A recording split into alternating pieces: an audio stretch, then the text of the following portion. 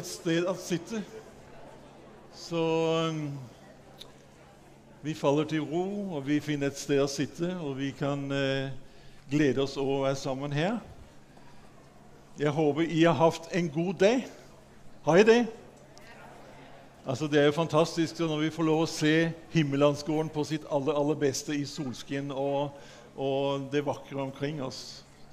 Det er superfint. Og nå kommer vi inn her for at vi vil reflektere, vi vil tenke, vi vil møte Gud. Jeg tror Gud inviterer oss til å møte ham I aften. Og det skal vi gjøre I vår tilbedelse, og det skal vi gjøre når vi lovsynger ham, og når vi lytter til hans ord. Men vi venter lige noen sekunder for at alle sammen får lov å komme inn og være med. Og jeg tror, mens vi venter på det, så tror jeg vi gjerne inviterer lederne for våre 2 pleiehjem her opp. Klaus Mester og Niklas Fugle, om vi har lyst til å komme her opp. For vi har jo gjerne noen sånne informasjoner her til å begynne med, og det vil vi gjerne ha I det, og også at I kan si litt om det I gjør. Og altså nå handler det jo om kærlig kirke. Har det noe med det I gjør å gjøre? I hvert fall noe med kærlighed å gjøre. Jeg vil gerne bringe en hilsen til jer fra vores trosøskende, som bor på plejecenteret Søndervang I Faxe.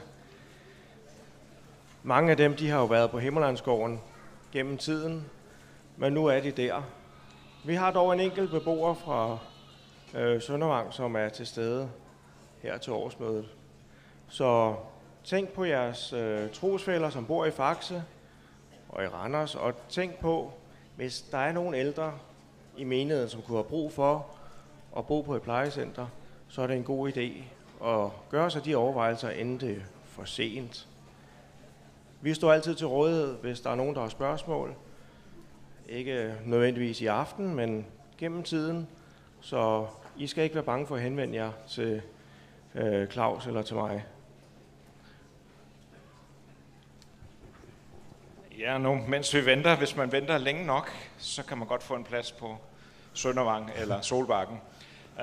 Det er ikke fordi, der er så lange ventelister, men vi er rigtig glade for at tage imod alle de beboere, som kommer, og vi er begge plejecentre er fyldt på alle pladser I øjeblikket. Det er en stor ære at få lov til at række ud, både til adventister og til alle andre, og give den her plads og være en del af en kærlig kirke. Og der er også en kant en gang imellem, for der er ting, der er svære. Der er ting, som fylder en gang imellem, så snakker vi sammen om vores erfaringer, hvordan går det med det. Men vi lægger os godt I selen, og tror også, at vi kan være med til at gøre en forskel for mange mennesker. Så tak for jeres forbøn og jeres støtte, og tak for også, at I overvejer et af plejecentrene. Når den tid kommer, eller jeres forældre osv., så står vi til rådighed. Tusen takk for det især, og er ikke det deiligt at vi faktisk har omsorg om vores eldre? Jeg synes også vi skal give dem en hånd for det fine arbejde de gør.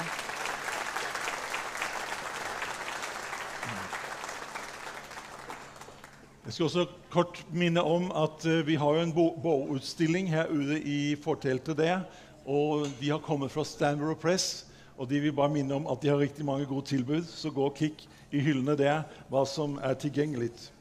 Men nu skal vi vende oss til tilbedelse og til lovsang, og vi har en hel række mennesker her fremme som skal lede oss igennem det. Og jeg kan bare kort nevne ved piano der, så har vi Valentin Gamborg. Vi har Stephanie Sarpong som spiller violin. Vi har Suel Sarpong som synger med. Vi har Hanna Spangård som synger. Mikkel Alving på bassgitar og Simon Nudge på gitar. Så det er et helt band her fremme, og de skal lede oss I å tilbe Gud. Og vi skal begynne med en sang som måske, jeg vet ikke om du har sunget den på et stykke tid, men den passer veldig godt inn I det vi snakket om I aftes. Var ikke det et godt budskap om Jesus I sentrum? Og Jesus som er sannheten med stort S I forhold til mange andre sannheter. Og sangen vi skal synge er om Jesus, og Jesus vil alltid være min hyrde. Takk skal jeg ha.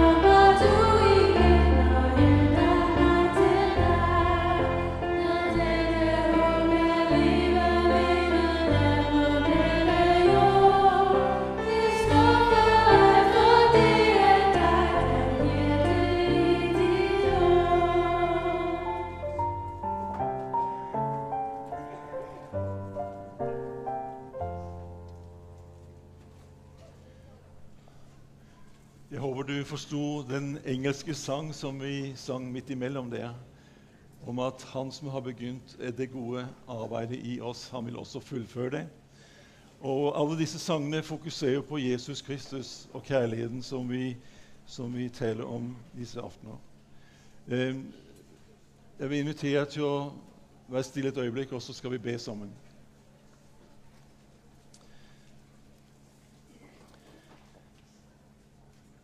Kjære Far i himmelen, du har lært oss at størst av alt er kærligheten.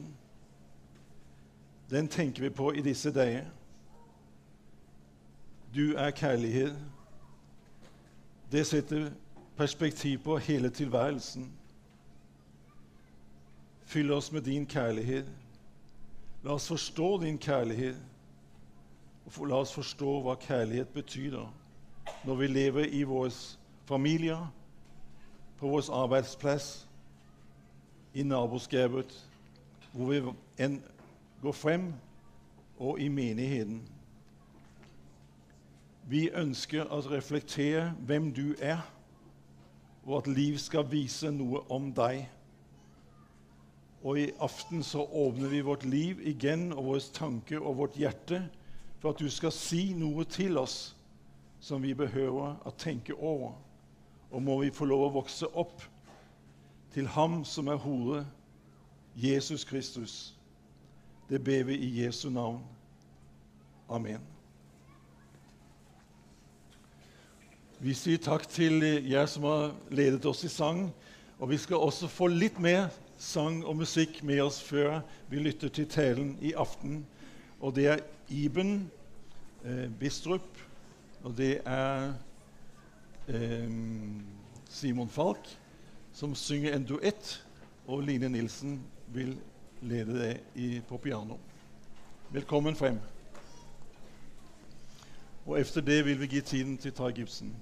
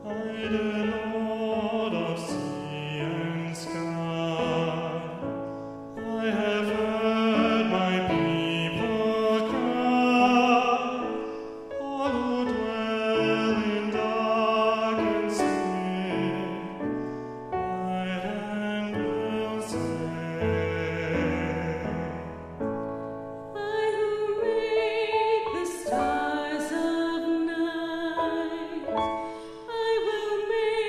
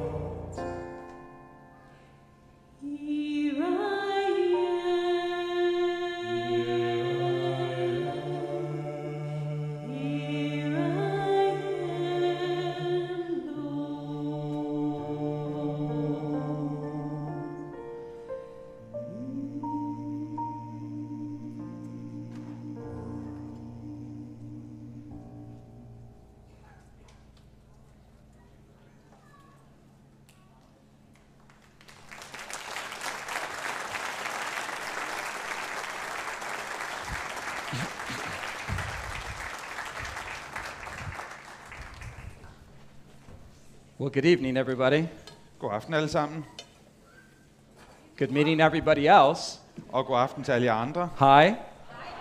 Thank you very much. Tak. We are in the same room together, or in the same tent together. Nu er vi i samme telt. Did you have a good day? Har I haft en god dag? Oh, I had such a good day. Jeg har haft en rigtig god dag. I had a nap. Jeg fik en lur.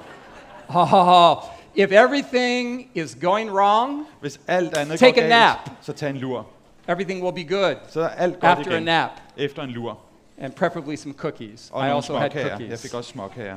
So, what a beautiful song. There's nothing like two voices harmonizing. Sikke en smuk sang. Hvor det dejligt med sådan to stemmer, der klinger sammen.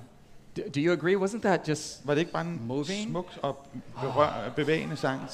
So years ago, I read a philosopher who was an atheist. For nogle år siden læste jeg en bog af en filosof, som er ateist. And he was an honest atheist who wanted to look at all the evidence for the existence of God. Og han var en ærlig ateist, som gerne ville kigge med åben på alle beviserne for, om Gud eksisterer. So he looked at the cosmological evidence for the existence of Så han God. kiggede på de kosmologiske beviser for Guds eksistens. He looked at the teleological argument for the existence of Og det God. teleologiske argument. He looked at the ontological argument for the existence Og det of God. ontologiske argument for Guds eksistens. And he said none of it is persuasive. Og han sagde, der er ikke noget af det, der er overbevisende. And then he came to a realization. Men så gik der noget op for ham. He said, music is evidence of the existence of a transcendent love. Han sagde, musik er et bevis på, at der findes en kærlighed, som overskygger. Music is so powerful because it reveals something about human nature.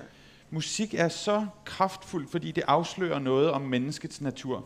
It reveals that we are constantly approximating something above ourselves that is more beautiful than anything else. Musikken beviser, at vi hele tiden forsøger at afspejle og tilnærme os noget, som er over os og uden for os og meget smukkere end os selv. So he converted from atheism to theism because of music.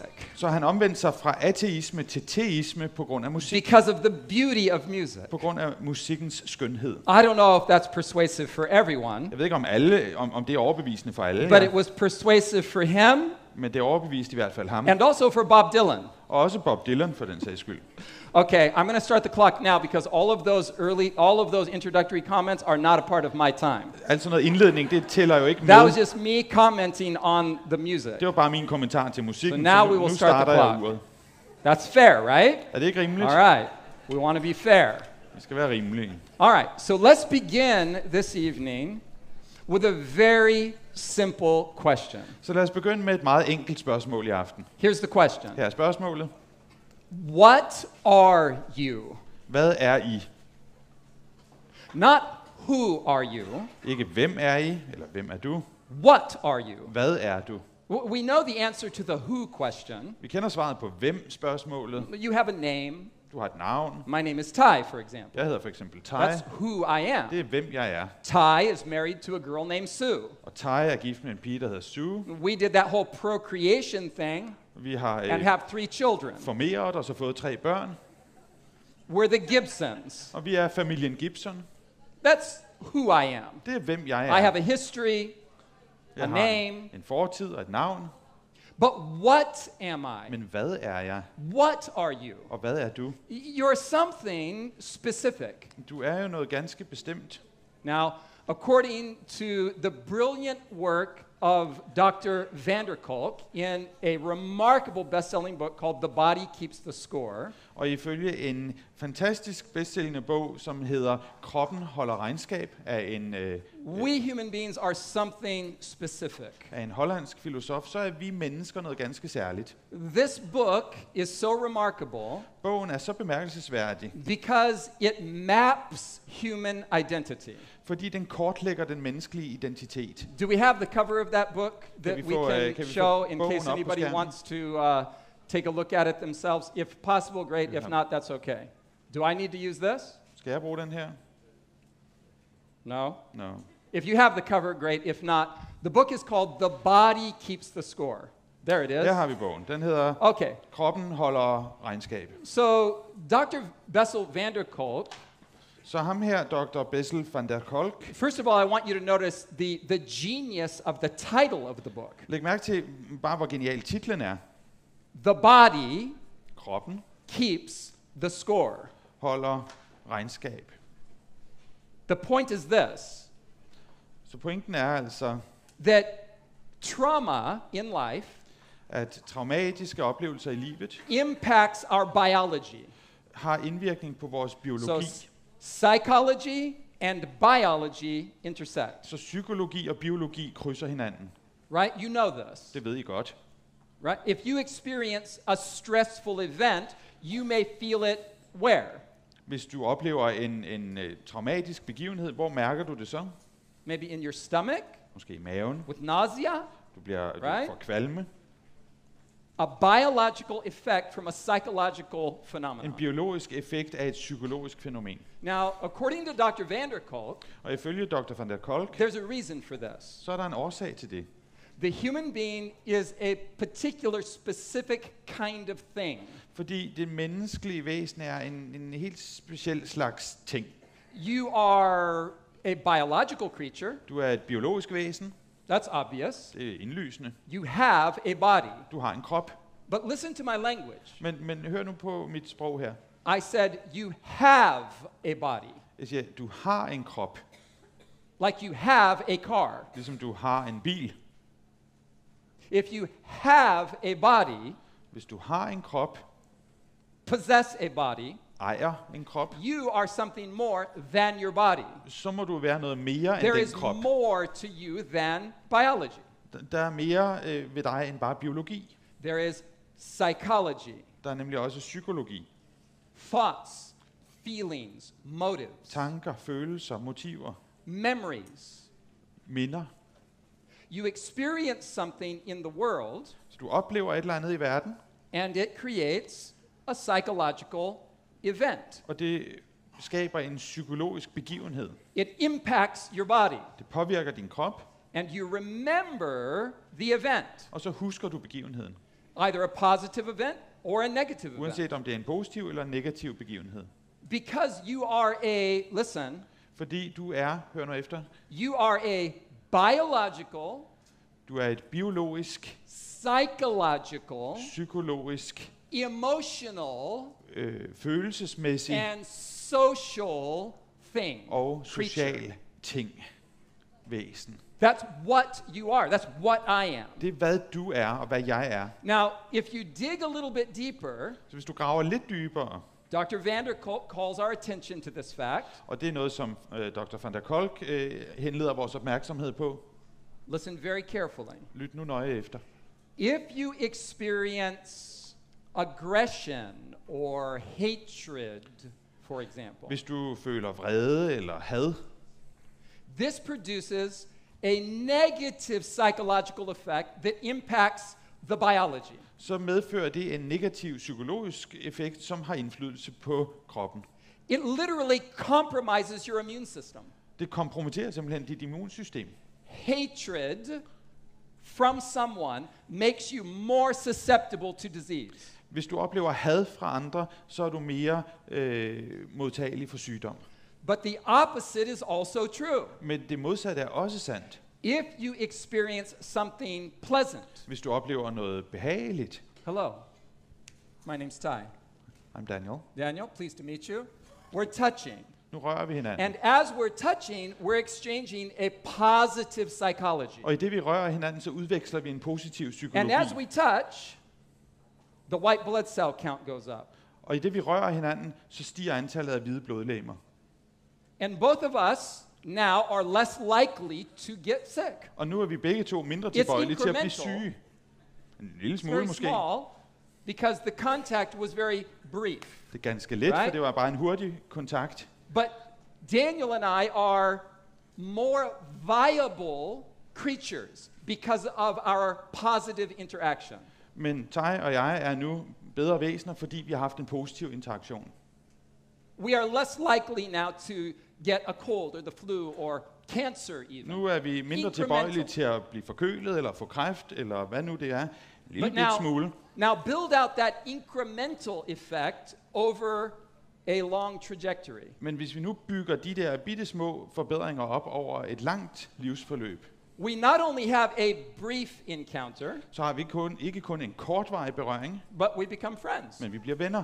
And we have lunch together. Og så spiser vi frokost And I sammen. meet his family. Og så møder han min And he familie. meets my family. Og han møder min And familie. I'm in his home now. Og så kommer jeg hjem til ham. And we are laughing. Og vi griner And sammen. we are watching a movie together. Og vi ser en film And we are sammen. listening to music. Og vi lytter til musik. And we are laughing. Og vi griner. And we are saying good night. Og så siger vi tak for i aften. Now, the relationship has built a strong foundation for biological health.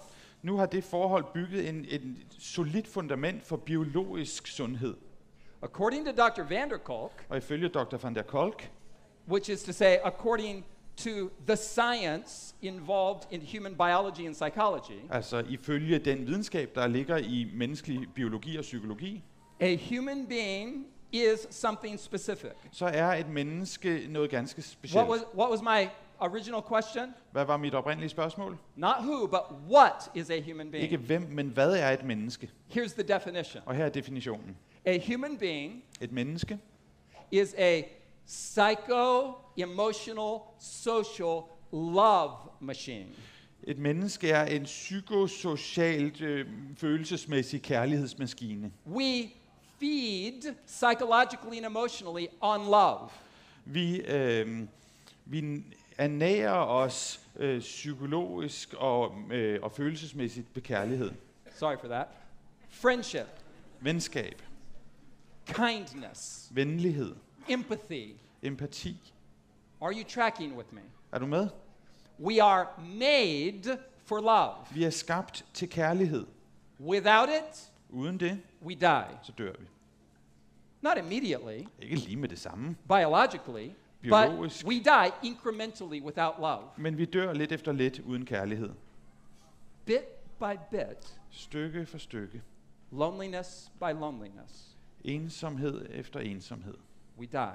Så dør vi. First, psychologically, Først psykologisk, then emotionally, så følelsesmæssigt, and then finally biologically. og til sidst biologisk.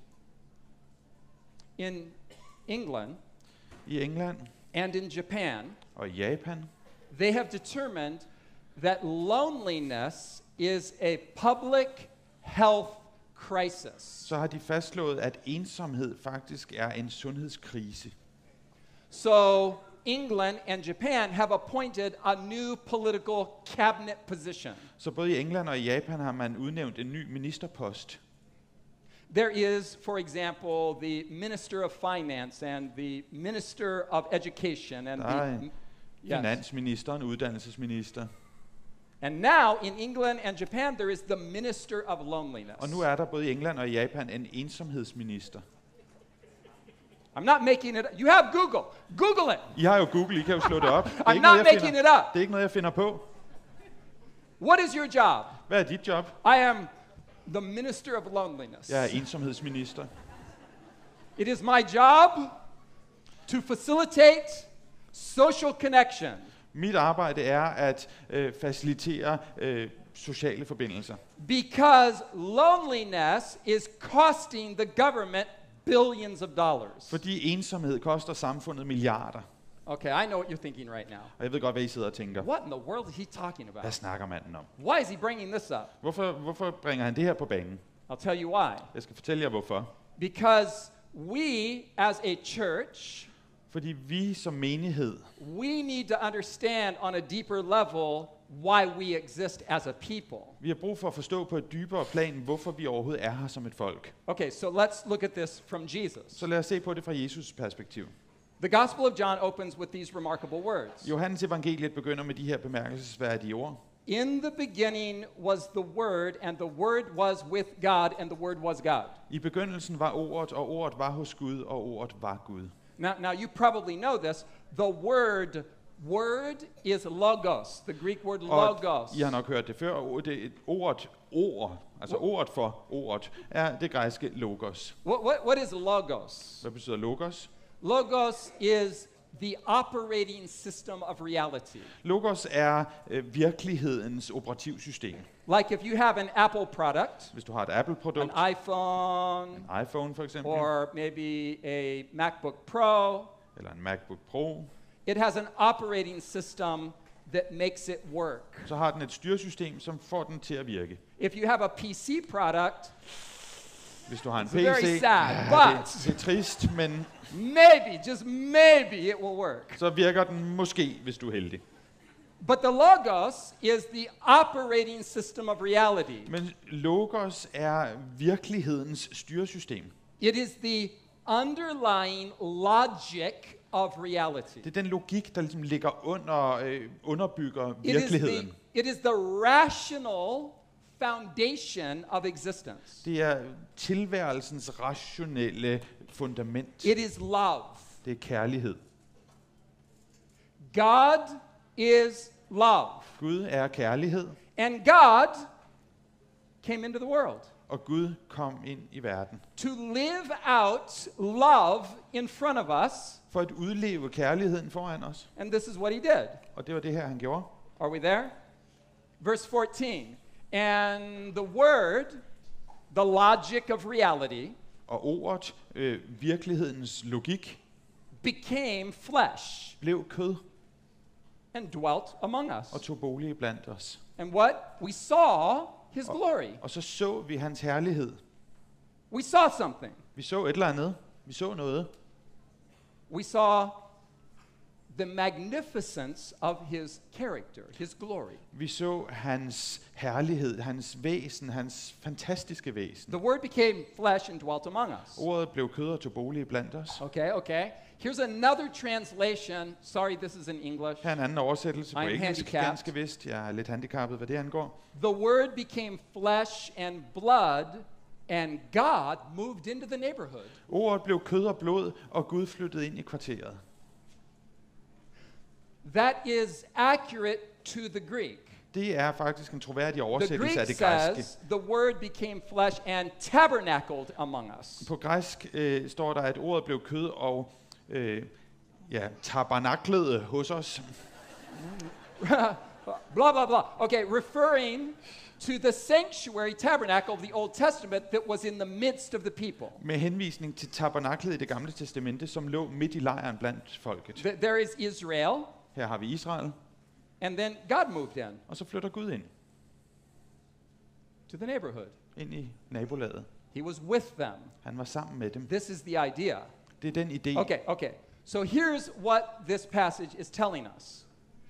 Ontologically, culturally, and socially, God relocated to where we are. Så det, som teksten egentlig fortæller os, er, at i sin væren, i sin kultur, i sin what's socialt happening here- flyttede Gud ind der, hvor vi What's er. happening here is God is, watch this, God is doing something. Så det, der sker, er, læg nu mærke til, at Gud gør noget. God came down Gud in humility. kommer ned i ydmyghed. He came close in empathy. Han kommer tæt på i empati. And he came as one of us Og han kom som en af os in solidarity. i solidaritet. This is remarkable. Og det er bemærkelsesværdigt. God looked upon the human situation and he didn't say, come up here to me. Gud kiggede på menneskehedens situation, og så sagde han ikke, kom herop til mig. I'm over here. I'm over here. Come over Jeg er here. herovre, kom herover til Come mig. up. Kom herop til mig. No, he said, I'm going to go down. Nej, han sagde, jeg I'm tager derned. going to go down to where they are. Jeg kommer derned, hvor de er. Okay? So think about this for a minute. Så This tænk lidt is over det. one of the most remarkable passages of Scripture. En af de mest fantastiske skriftsteder. If you don't love what you're about to read, you are asleep. Og hvis du ikke elsker det her, så er det fordi, du er faldet i søvn. So, the God of the universe Så, looked down upon humanity så universets Gud kigger ned på menneskeheden, and he saw our predicament. og så den knibe, vi var i. They are lost. De er fortabt. They are rebellious. De gør oprør. They are guilty. De er skyldige. They are dysfunctional. De fungerer ikke. They are mean and hateful. De er onde, og de hader hinanden. What shall I do? Så hvad skal jeg gøre? I need to intervene. I need to save them. Jeg er nødt til at gribe ind. Jeg er nødt til How at will I redde save dem. them? Hvordan redder jeg dem? I know. Nu ved jeg det. I'll go have dinner with them. Lad mig tage ned og spise middag hos dem. I'm not making this up. Det er altså ikke noget, jeg finder på. The text says, Teksten siger, the Son of Man, menneskesønnen, that is God in the flesh, altså Gud i kød og blod, came from heaven to earth. He came kom ned fra himlen til jorden, preaching sermons that were really, really well written. og prædikede nogle virkelig gode prædikner. No, Nej, the Son of Man came eating and drinking. menneskesønnen kom, og han spiste og drak. Do you know what follows in this passage? Ved du, hvad der så står? The Pharisees, who were the religious professionals of the time, Farisæerne, som var den tids religiøse professionelle, they said, oh, look at him eating and drinking with sinners. se nu ham der, altså han fråser og drikker sammen med syndere. And do you know what followed? Og hvad skete der så? Jesus looked at the religious professionals Jesus kiggede ud på de her meget religiøse, professionelle and he mennesker, said, keep watching, og han sagde, bliv bare ved med at kigge, because wisdom is revealed by its results. for visdommen har fået ret ved sine gerninger. Wisdom is known by her children. Visdommen får ret ved sine børn. Keep watching. Bliv ved med at kigge. Because Jesus entered into social contact with people, For Jesus kom ind i social kontakt med mennesker, which is simply to say, som dybest set bare er, Jesus saves us at Jesus frelser os by loving us. ved at elske os. Okay, so let me give a simple illustration. Så man giver mig en Do I have enkel- a volunteer? Anybody who's willing to come up kan jeg on få en stage? frivillig I heroppe? need a volunteer. Jeg har brug for en Somebody who's frivillig. not shy. Or I En, don't der care if ikke- you're shy. Come up anyway. og Yeah, I need a volunteer. en, der ikke er I'll generet. take a volunteer from over here because there's some stairs. Who wants to here- come up? Who's the volunteer? Here's Who's the one. volunteer? Okay, you come on up. Come on up. Come on up. There's stairs here too. Okay, come on over here. Kom nu bare, her. All right. So, in my pocket, Så her i min lomme I have cookies. har jeg småkager. Don't worry. I've ikke only være- had them in my pocket for about a month. Du skal ikke være bange, de har kun ligget i min lomme en måneds tid. And I washed my hands Oh, a yeah. few days ago. Og jeg vaskede hænder forleden, No problem. så er der ingen problemer. Okay, so we meet. Så nu møder vi hinanden. Hello, how are you? Goddag, hvordan I'm går Ty. det? Hej, jeg hedder Ty. Fist bump. We just touched. Nu har vi rørt Let's do it hinanden. again. Lad os gøre det igen. Feels good. Ja, det I føles like rart. it. You have beautiful eyes. Du har smukke øjne. I know I do, Også but dig, look ja, at det ved jeg yours. godt, jeg har, men du har også. Okay, so we meet. Så vi mødes, And as we meet, we share an experience. og i det vi mødes, deler vi en oplevelse. I hope you're not diabetic. Jeg håber, at du ikke er sukkersyg Okay. Together. sammen.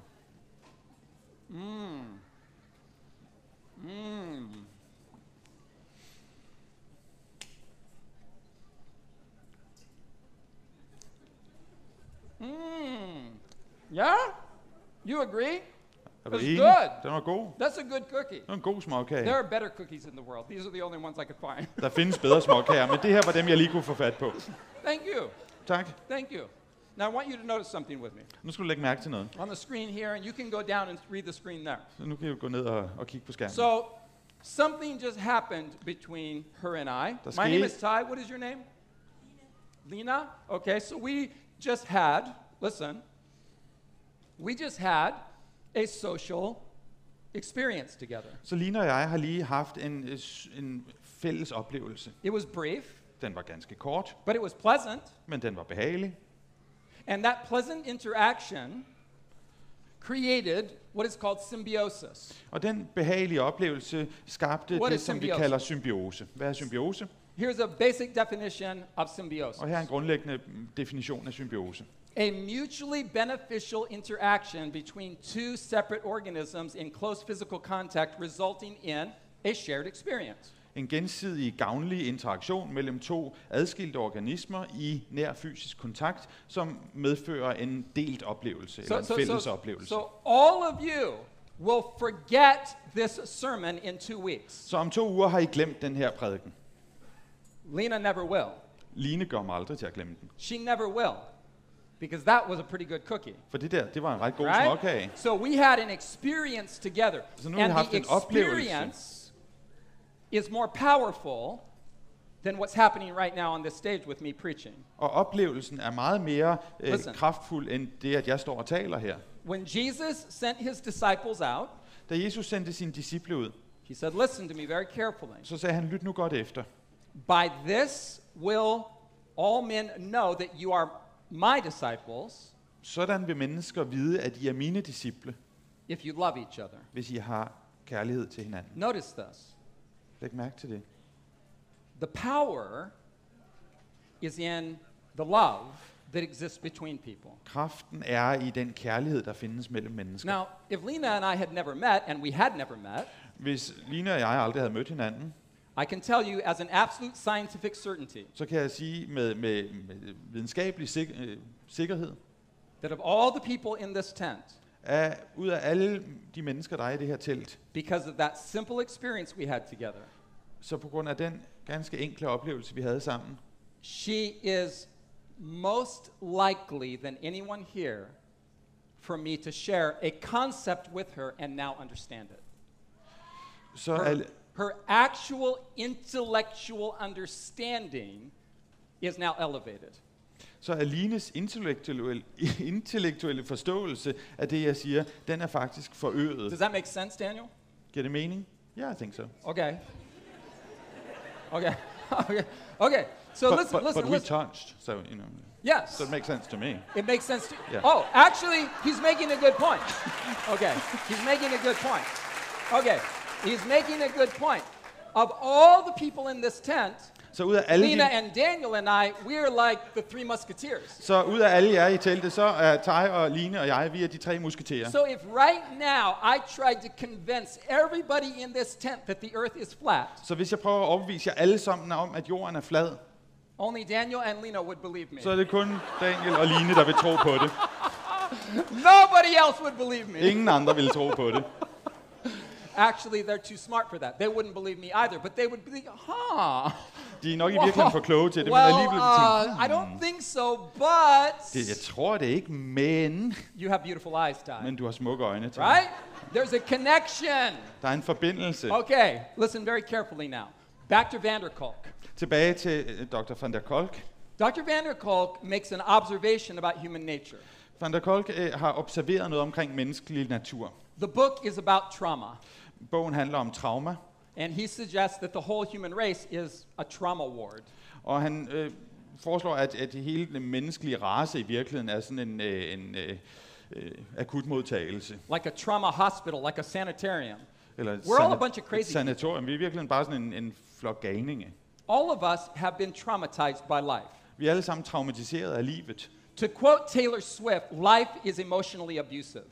Og for nu at citere Taylor Swift, så er livet Isn't it? følelsesmæssigt... Do you agree with Taylor? Life is emotionally abusive, Livet misbruger os It just følelsesmæssigt. especially if you have children. Især hvis du har Different børn. subject. Okay. So Van der Kolk makes this observation. Så van der Kolk kommer med den her observation. He says trauma almost invariably, that is always, involves not being seen, not being mirrored, not being taken into account. Traumer involverer næsten uundgåeligt det, at man ikke bliver set, at man ikke bliver afspejlet, at man ikke bliver taget hensyn til. What is trauma? Hvad er trauma egentlig? Trauma always involves fragmentation, separation relationally. Traumer involverer altid en fragmentering, en adskillelse. And that separation makes me feel isolated. Og den adskillelse gør, at jeg føler mig isoleret. And it makes me feel invisible. Og det gør, at jeg føler mig usynlig. And it makes me feel misunderstood. Og det gør, at jeg føler mig misforstået. Like nobody gets me. Der er ingen, der forstår mig. There are things going on inside of me that nobody can Der understand. sker ting inde i mig, som ingen kan forstå. That is a symptom of trauma. Og det er et symptom på Now trauma. watch this. There's another great sociologist, professor by the name of Brené Brown. She's written a number of best-selling books. En anden dygtig sociologiprofessor, som hedder Brené Brown, hun har And skrevet she's en a del bøger. researcher. Hun er forsker. This is profound what she says. Og Don't miss det this. er ret dybt, det hun siger her. She says, if you ask me the one thing I know for sure, Hvis du spørger mig om den ene ting, som jeg ved med sikkerhed, after reading 200,000 pieces of data, efter at have studeret 200.000 stykker data, she's not a theologian, hun er ikke teolog, she's not a pastor, hun er ikke præst, she's not making a spiritual point, det er ikke en åndelig pointe, hun kommer med. she's a researcher. Hun er forsker, And she's read 200,000 pieces of scientific data about human sociology and psychology. og så har hun set på 200.000 stykker data omkring menneskelig sociologi. And she says, all the data Alle data, siger hun, tells us one thing for sure. fortæller os i hvert fald én ting There are a med lot of sikkerhed. things we don't know. Der er masser af ting, vi ikke ved, There's one thing we do know. men der er én ting, som vi ved. I know that in the absence of love and belonging, there is always suffering.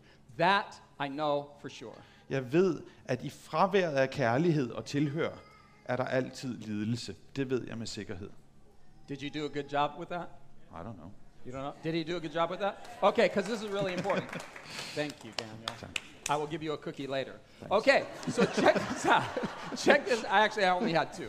Okay, I can buy more.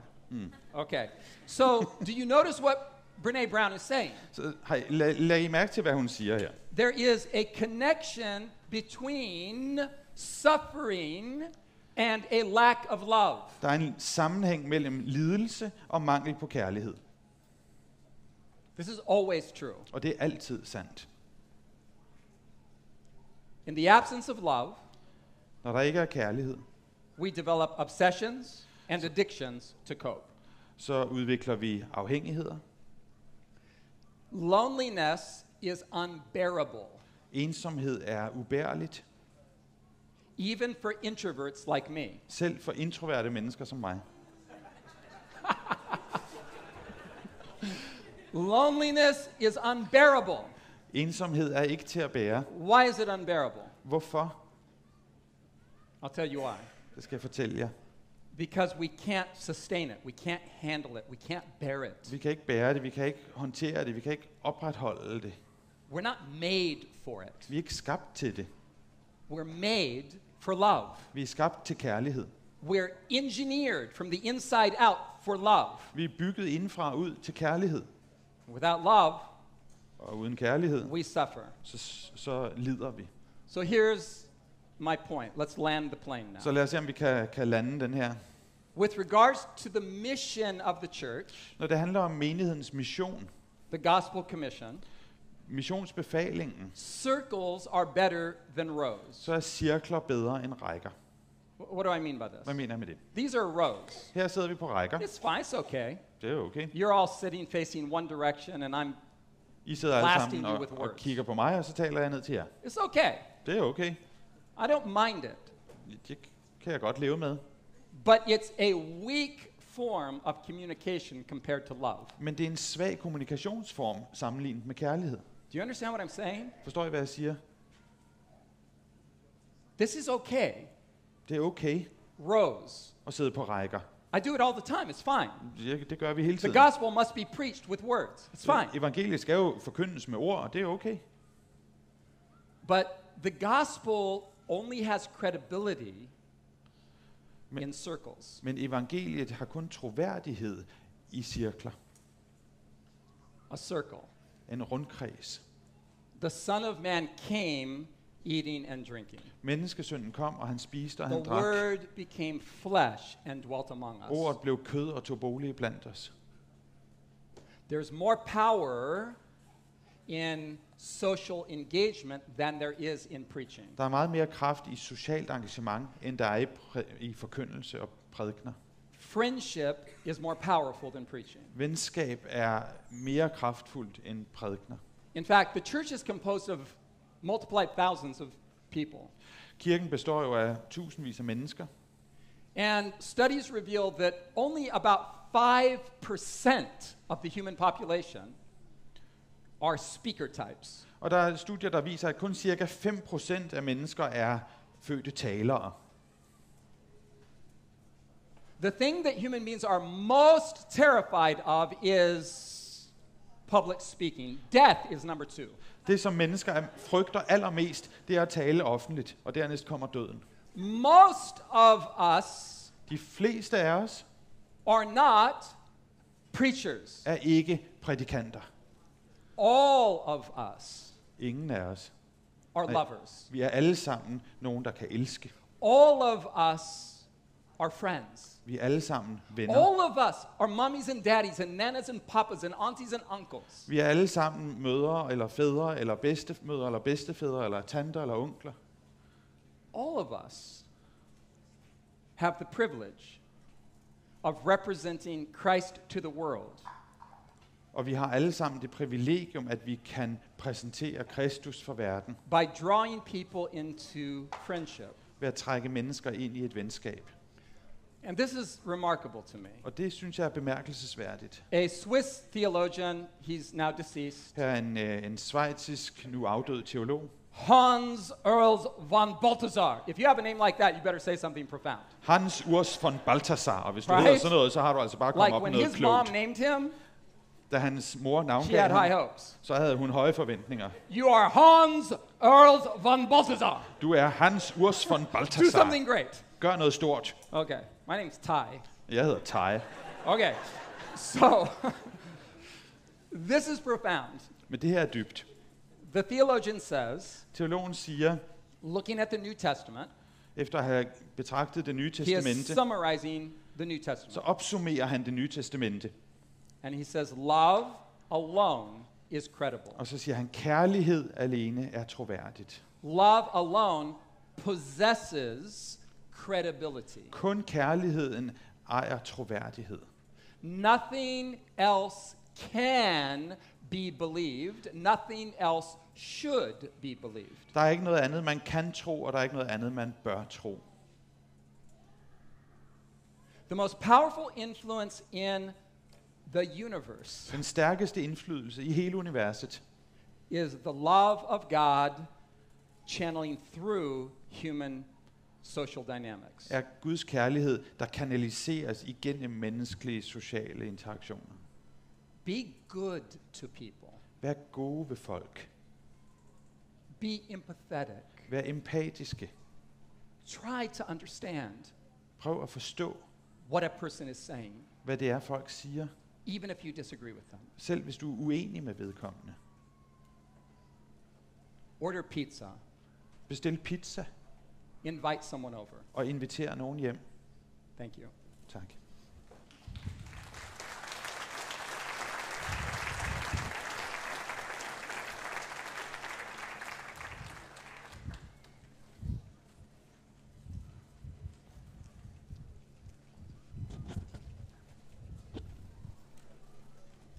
That was 34 minutes.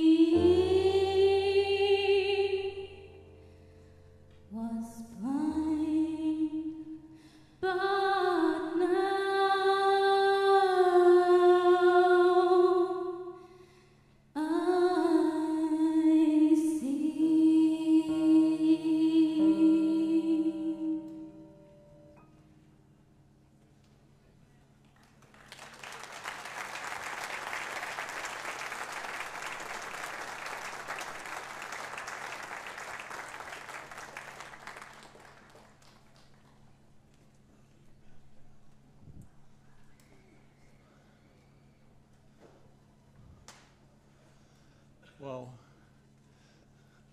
Det er lenge siden jeg har hørt så meget latter i teltet her. Men midt i det litt showet så var det noen riktig store, viktige tanker om kærligheten og Guds kærlighet. Og man får en lengsel i sitt hjerte om at vise mer kærlighet. Tusen takk, Regitze, for sangen som passer så fint inn her. Og også til Torben Rasmussen på gitar og Peter Larsen på piano. Vi skal avslutte i aften med å synge sammen. Og det er en aftensang, men det minner oss om Guds storhet. Og vi synger Han, du som har tent millioner av stjerner. Og la oss stå sammen.